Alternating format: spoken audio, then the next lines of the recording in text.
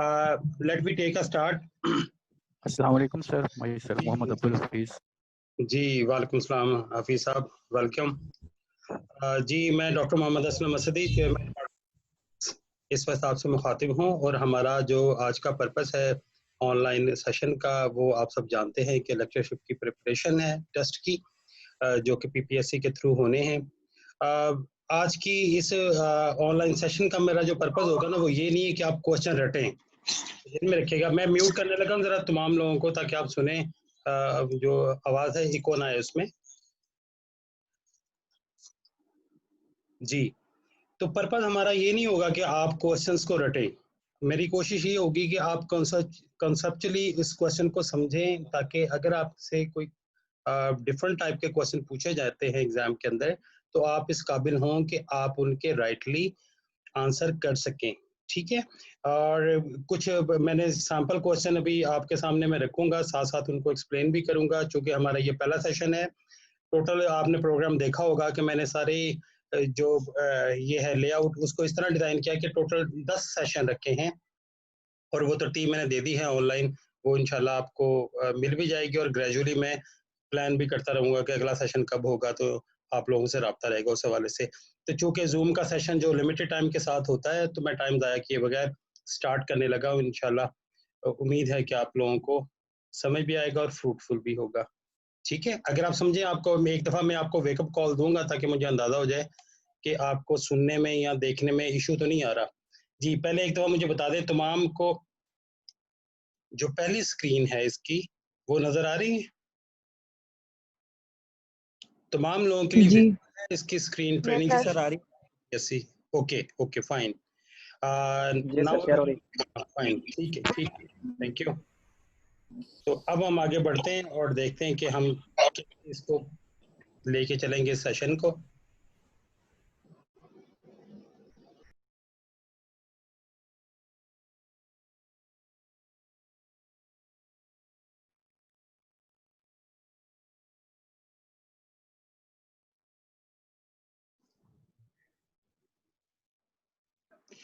जी, जो जी first session जो हमारा है वो बेसिक स्टैटिस्टिक्स से रिलेटेड है, और जो आज का हमारा सेशन होगा ये फर्स्ट सेशन ही है और बेसिक स्टैटिस्टिक्स के हवाले से है।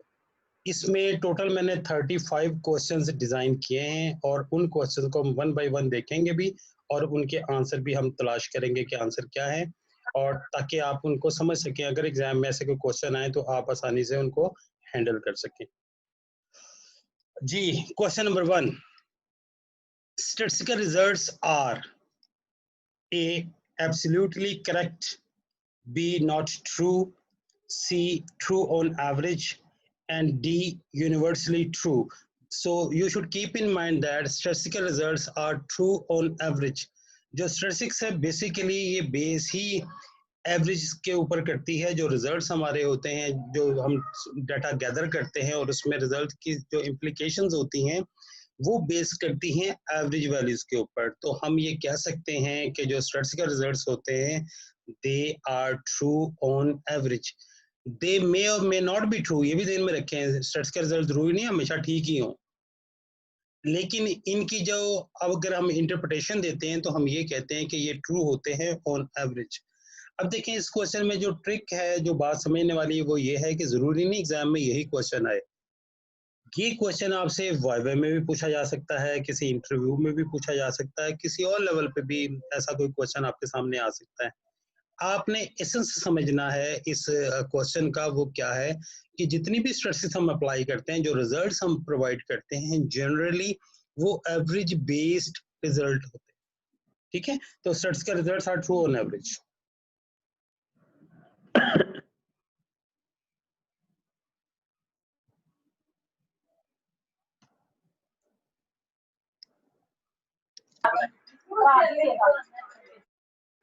जी, क्वेश्चन नंबर 2, ये जरा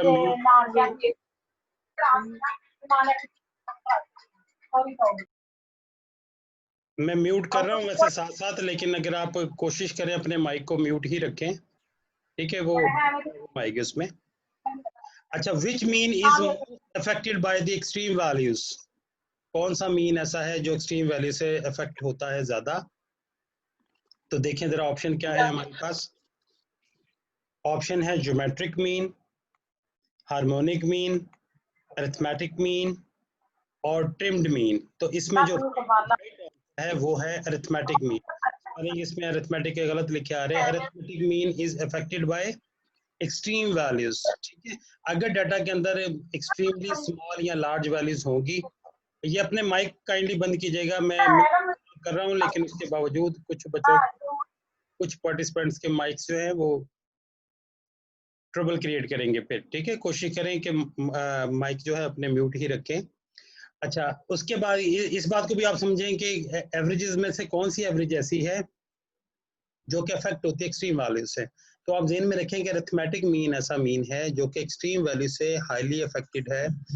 अगर बहुत छोटी वैल्यू होगी या बहुत बड़ी वैल्यू होगी तो जो अरिथमेटिक मीन है एक्स बार, उसकी वैल्यू डिस्टर्ब हो सकती है। लेकिन साथ में ही ये बात आप ज़हन में रखें कि ऐसा ही क्वेश्चन अगर ट्विस्ट हो जाए तो जो मीडियन है, मीडियन एक्सट्रीम वैल्यू से बिल्कुल इफेक्ट नहीं होता। टेल के ऊपर वैल्यू बहुत छोटी हो या बहुत बड़ी हो, मीडियन वैल्यू पे कोई फर्क नहीं पड़ता। ठीक है, तो ये क्वेश्चन दूसरी तरह से भी पूछा जा सकता है आपसे।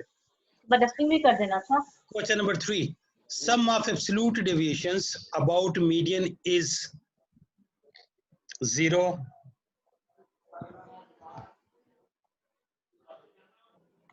मैक्सिमम, मिनिमम और 1। तो ये बात जहन में रखें, ये प्रॉपर्टी है मीडियन की कि सम ऑफ एब्सोल्यूट डेविएशन जो मीडियन से ली जाती हैं वो सबसे कम होती हैं। इसका आंसर है मिनिमम सी। ठीक है, sum of absolute deviation when taken from median is always minimum.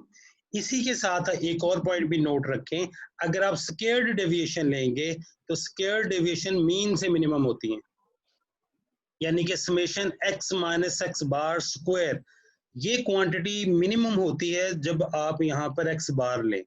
अगर x बार के अलावा कोई और क्वांटिटी लेंगे, यानी कि स्क्वायर डेविएशन का सम जब आप लेते हैं तो वो डेविएशन मिनिमम सिर्फ उस सूरत में हो सकती है जब आप डेविएट करें x बार से या मीन से, ठीक है, और अरिथमेटिक मीन से। लेकिन अगर आप एब्सोल्यूट डेविएशन लेते हैं तो एब्सोल्यूट डेविएशन जो है उनका सम मिनिमम तब होता है जब आप डेविएशन लें मीडियन से। तो इस वजह से ये क्वेश्चन भी ट्विस्ट हो सकता है, आपने ये ध्यान में रखना है। अगला क्वेश्चन है sum of square of deviation about mean. ये देखें ना, वो क्वेश्चन आ गया। तो क्या है, मैक्सिमम, मिनिमम, 0 और none of these. Sum of squared deviation about mean. Mean आमतौर पे, मीन तो वैसे मीडियन भी हो सकता है, मोड भी हो सकता है, arithmetic mean, geometric mean, harmonic mean, सबको हम जनरली मीन ही कहते हैं। लेकिन स्टैटिस्टिक्स में बेसिकली जो मीन की टर्म है ये पॉपुलर है for arithmetic mean. If you find somewhere just word mean तो इसका मतलब होता है arithmetic mean.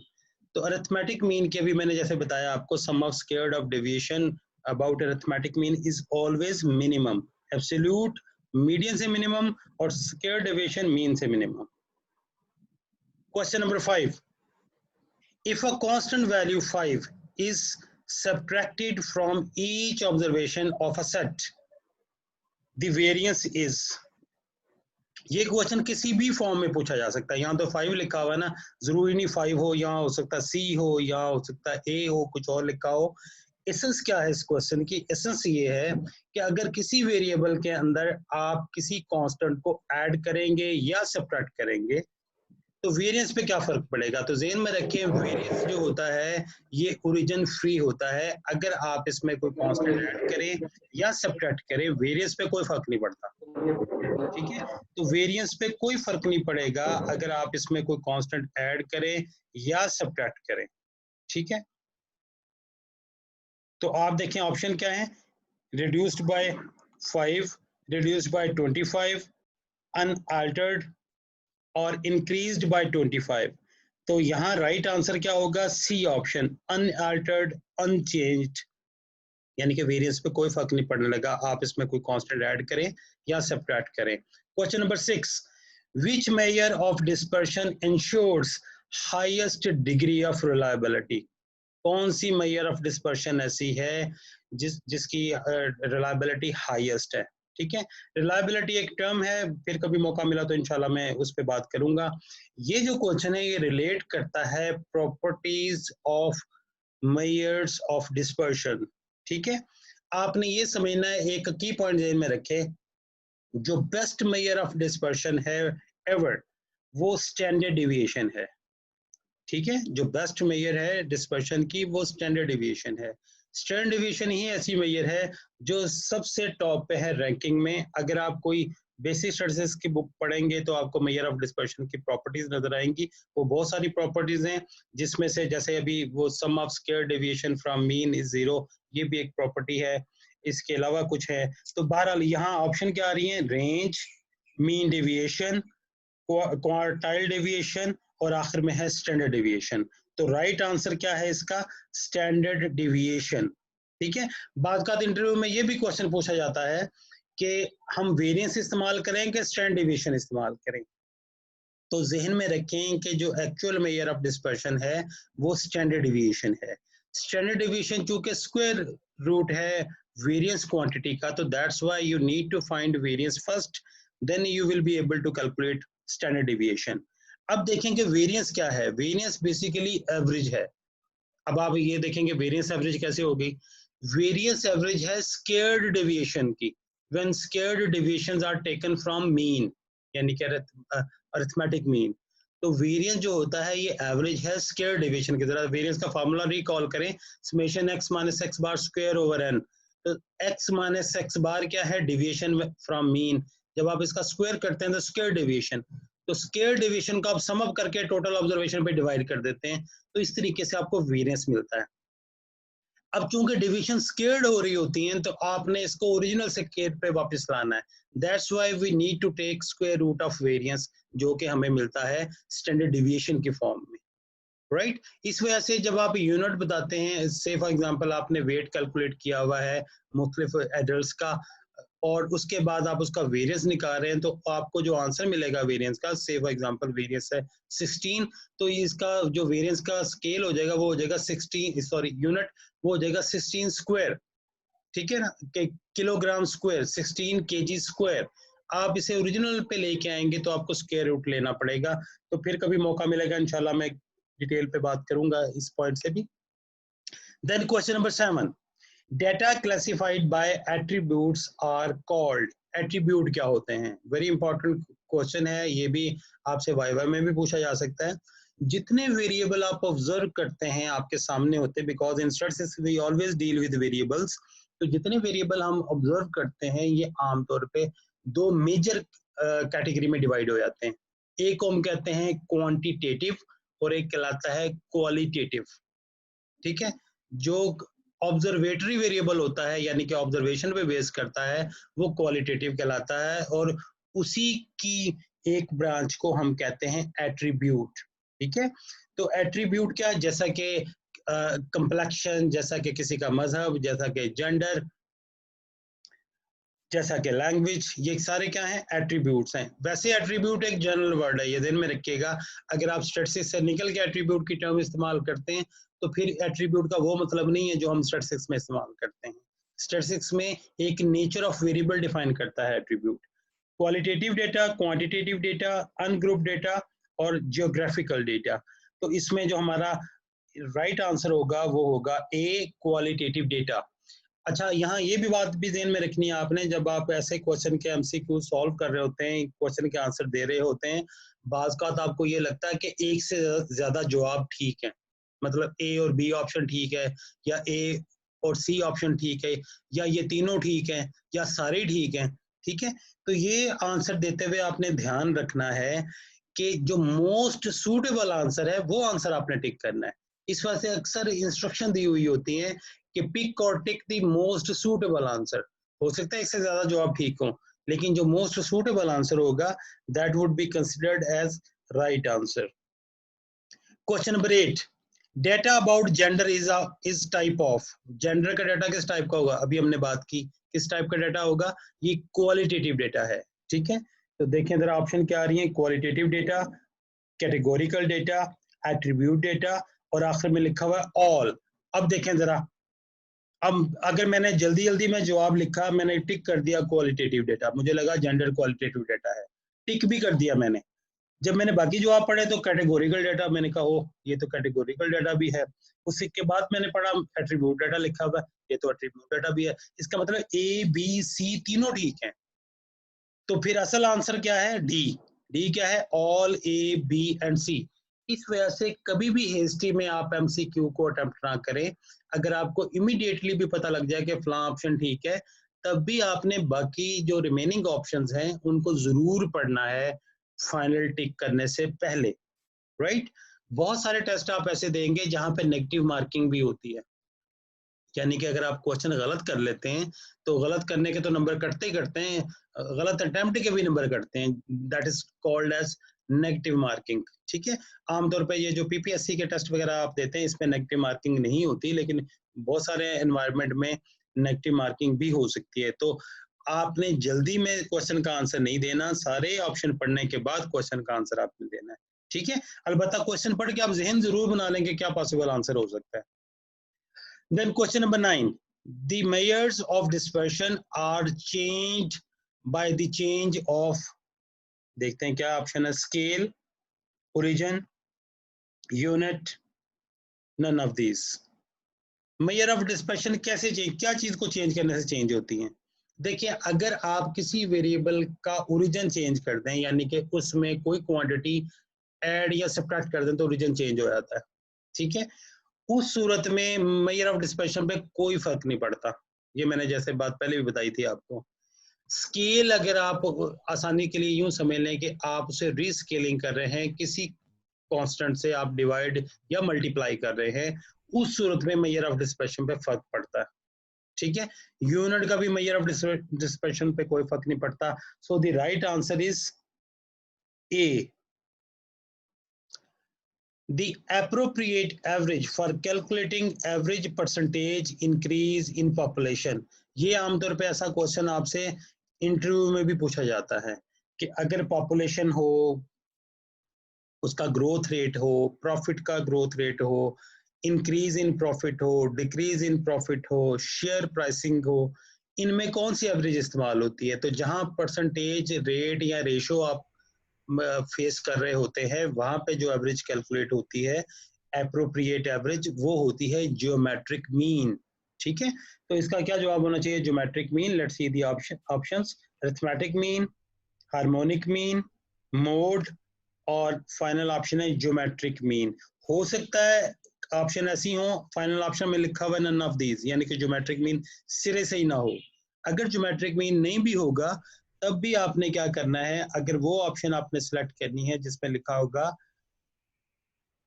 None of these. ठीक है, ऐसा हो सकता है ना कि नन ऑफ दीज की भी ऑप्शन हो, तो आप फिर नन ऑफ दीज की ऑप्शन ले लेंगे वहां।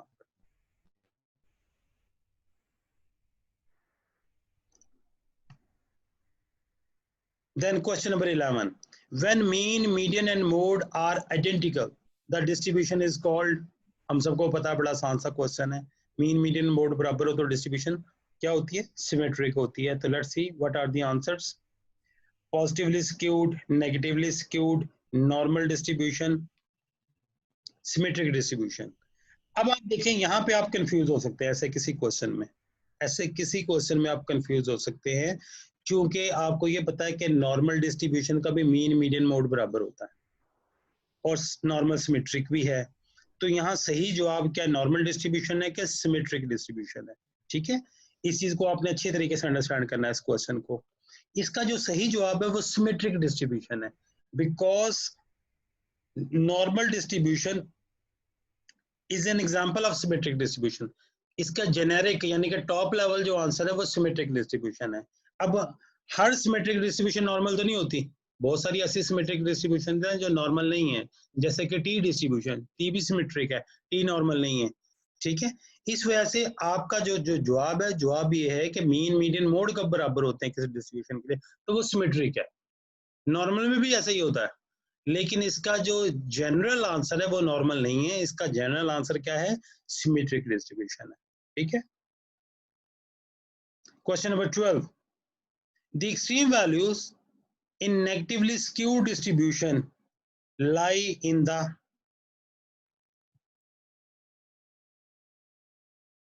एक्सट्रीम वैल्यू का नेगेटिव स्क्यू डिस्ट्रीब्यूशन में कहाँ लाई करती हैं? मिडल में, राइट टेल, लेफ्ट टेल और अमंग द होल कर्व। तो हम कह ही जब रहे हैं स्क्यू डिस्ट्रीब्यूशन, इसका मतलब है ये हैवी टेल डिस्ट्रीब्यूशन है, कोई एक टेल इसकी लॉन्ग होगी या पॉजिटिव या नेगेटिव टेल लॉन्ग होगी, यानी कि लेफ्ट साइड या राइट साइड इसकी बड़ी होगी दूसरे की निस्बत।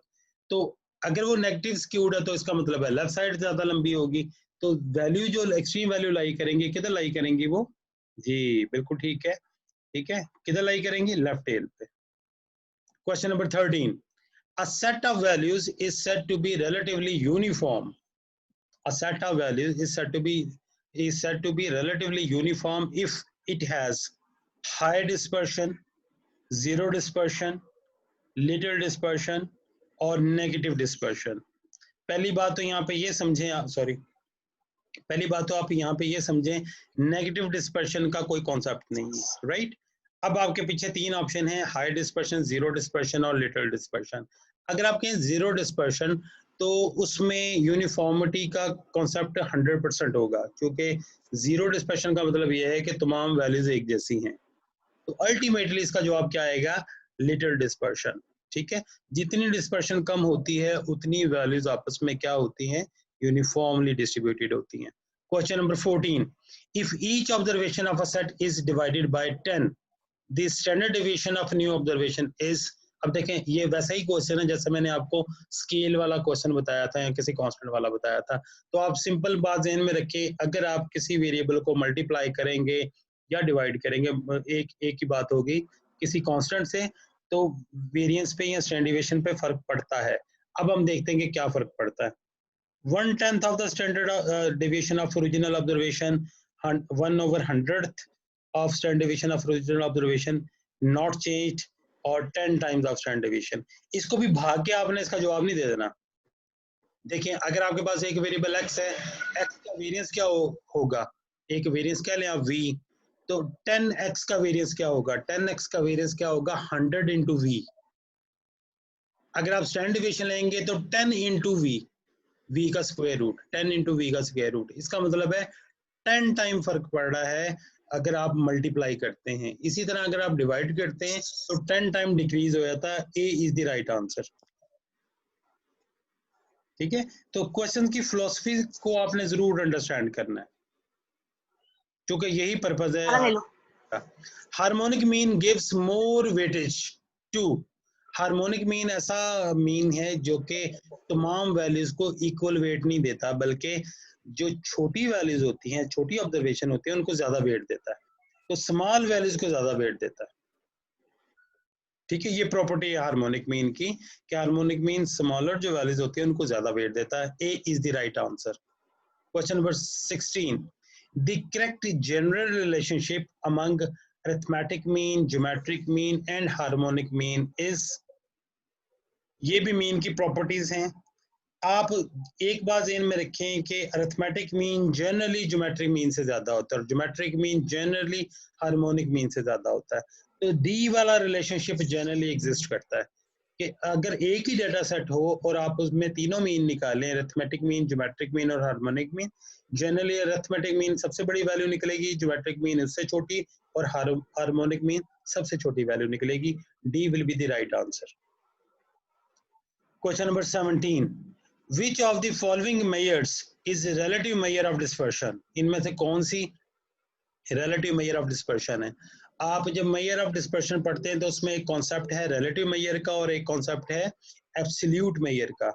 हम आमतौर पे जो measures पढ़ रहे होते हैं वो absolute measure होती हैं, जैसा कि range absolute measure है, standard deviation या variance absolute measure है। तो अब हम देखते हैं relative measure कौन कौन सी हैं। क्योंकि relative measure पूछी हुई, range, mean absolute deviation, coefficient of variation, standard deviation. तो अब आप देखिए इसमें रेंज ए, बी और डी ये तीनों रिलेटिव मेजर नहीं है, तीनों एब्सोल्यूट मेजर हैं। C is the right answer. Coefficient of variation जो है ये है एब्सोल्यूट रिलेटिव मेजर। ठीक है, तो राइट आंसर क्या है हमारे पास? D, sorry C.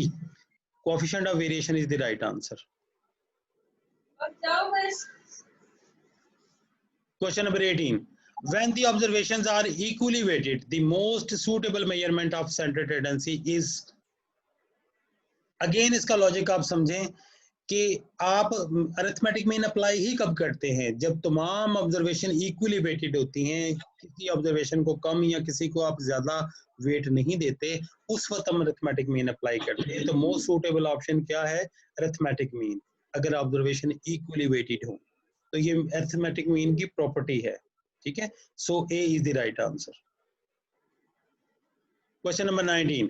In grouped data, calculations are somewhat different as they should be due to. अगर आप डाटा को ग्रुप कर लें तो मीन वेरिएंस के वो आंसर नहीं निकलते, जबकि वो वैल्यूज अनग्रुप्ड हो तो आने चाहिए, ठीक है। तो ये फर्क जो होता है, ये फर्क कहलाता है ग्रुपिंग एरर। ये फर्क किसकी वजह से होता है, ग्रुपिंग एरर की वजह से होता है।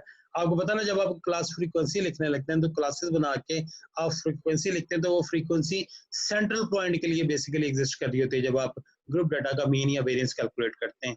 तो ये बात चूंकि जनरली ठीक नहीं होती, that's why grouping error introduce होती है। और आप अगर अनग्रुप डाटा और ग्रुप डाटा का मीन वेरिएंस वगैरह कैलकुलेट करें तो उनमें फर्क होता है। वो फर्क किस वजह से होता है, ग्रुपिंग एरर की वजह से फर्क होता है। Question number 20. If curtices of a distribution is greater than 3, then the distribution is mesocurtic, positively skewed, symmetric, negatively skewed या लेप्टोकर्टिक।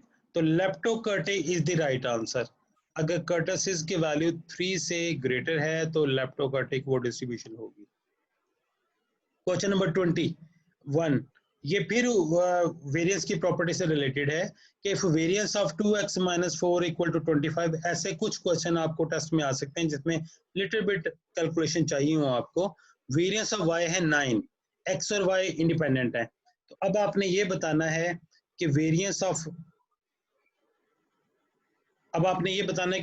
x क्या होगा। तो आपने वेरिएंस ऑफ x इसके साथ कैलकुलेट करना है। तो छोटी सी कैलकुलेशन करते हैं, हिंट में दे देता हूँ आपको। यहाँ वेरिएंस अप्लाई करें तो ये होगा 4 into variance of x plus variance of y।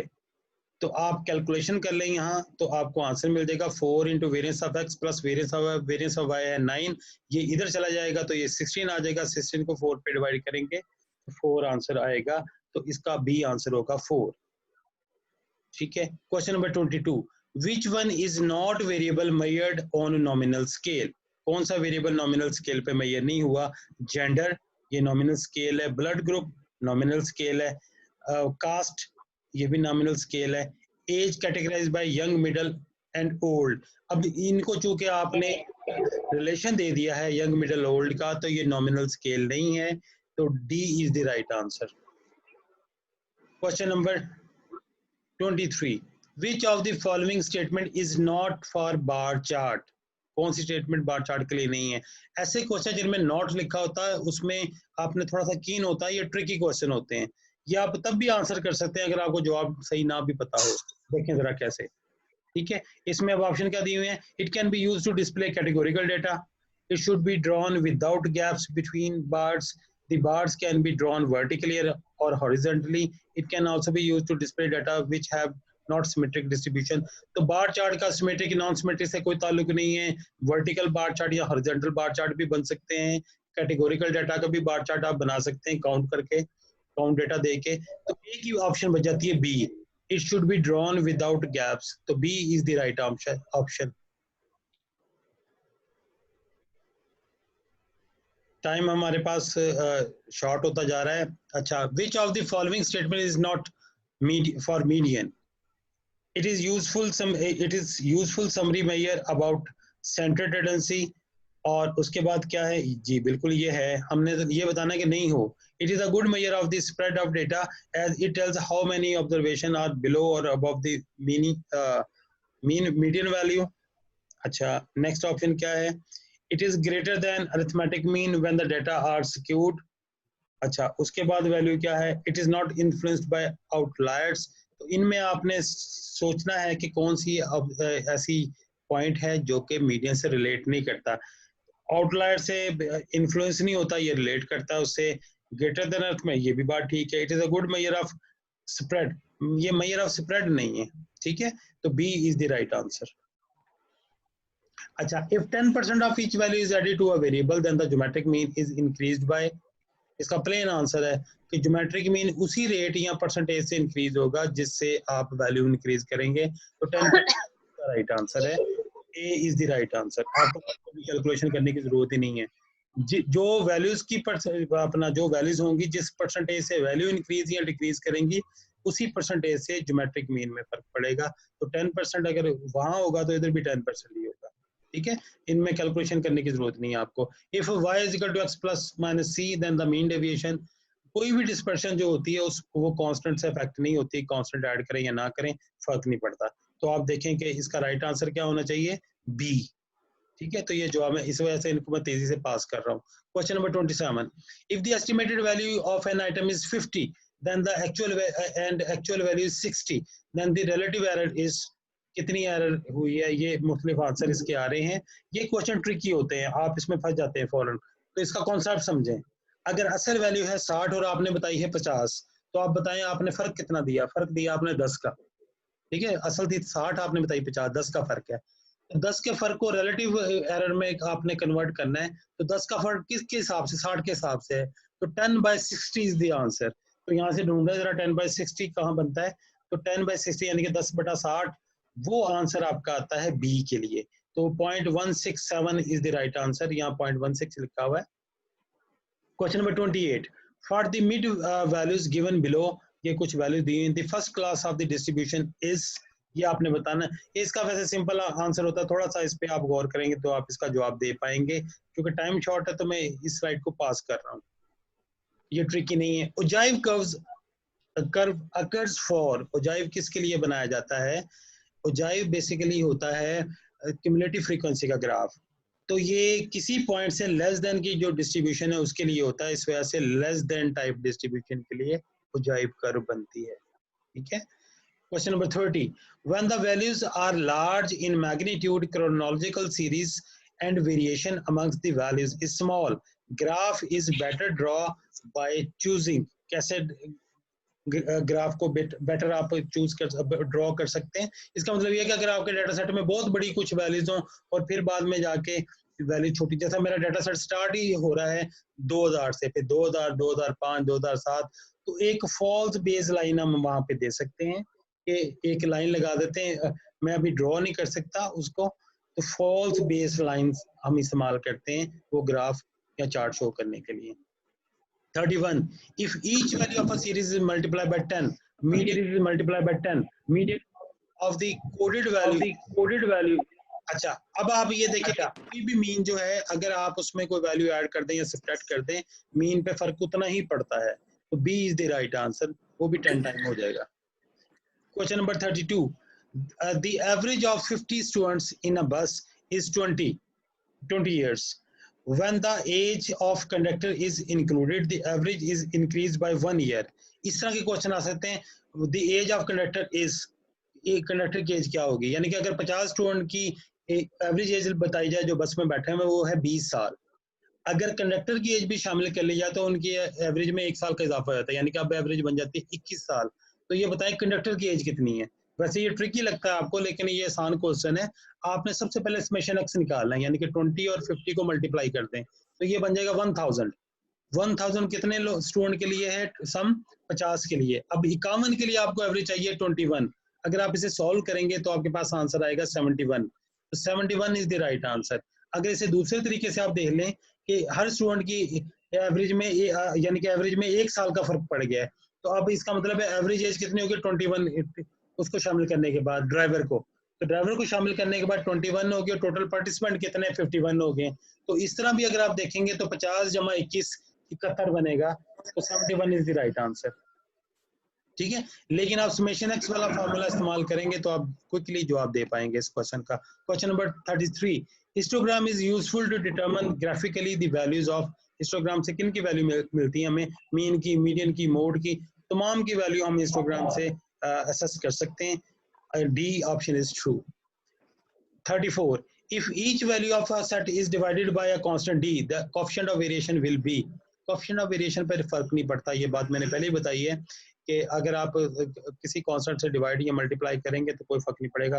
कहाँ लिखा हुआ है, नन ऑफ अबव, यानी same as original value, C V वही रहेगा, same as original value, A is the right answer. अब आखिरी जो क्वेश्चन है वो है which of the following statement is true? Mean deviation does not follow algebraic rule.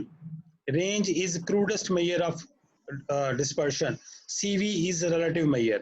ये सारे ही ऑप्शन ट्रू हैं। D is the right answer. ठीक है, तो आपने हिस्ट्री में जवाब नहीं देना, ये सारी ही ऑप्शन ट्रू हैं और D is the right answer. जो मीन डेविएशन है उसके साथ खराबी ये है कि आप इसे फर्दर अलजेब्रिक मैनिपुलेशन के लिए इस्तेमाल नहीं कर सकते बेहतर तरीके से। और रेंज जो है ये सबसे क्रूड मेजर है डिस्पर्शन की। सीवी हमें पता है रिलेटिव मेजर है, तो तीनों ऑप्शन ठीक है।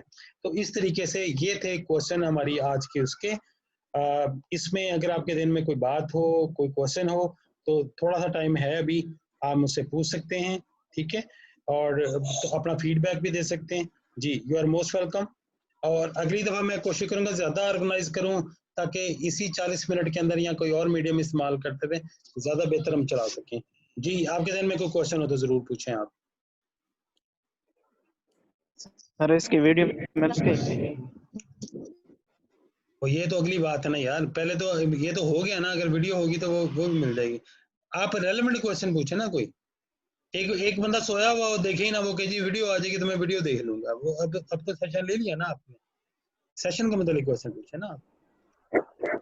सर नेक्स्ट क्लास कब होगी? हाँ, ये मैं अपनी मसरूफियत देखें पहले मेरे दिल में था कि मैं आपको सारा शेड्यूल एक ही दफ़ा दे दूं, लेकिन मेरी अपनी मसरूफियत काफ़ी ज़्यादा होती है तो आगे पीछे हो सकता है। जैसे जैसे मुझे टाइम मिलता जाएगा इंशाल्लाह 2-2, 3-3 दिन के वक्फे के साथ मैं शेड्यूल करता रहूँगा। इसके बाद एक ग्रैंड टेस्ट भी लेना मैंने आप लोगों का, अगर आप लोग विलिंग हो। पता कैसे चलेगा आपकी? अब कैसे पता लगा? एक्सक्यूज मी सर, पता लगा आपको? ये फेसबुक में मैं शेयर कर दूंगा SSD के ऊपर शेड्यूल।